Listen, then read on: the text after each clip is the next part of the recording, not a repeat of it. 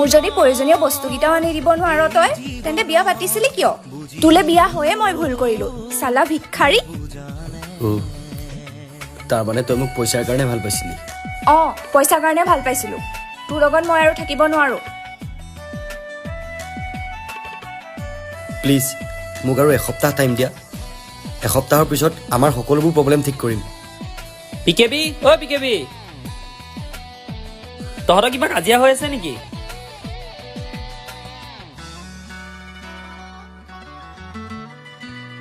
কিবা মানে বহুত কিবা কিবি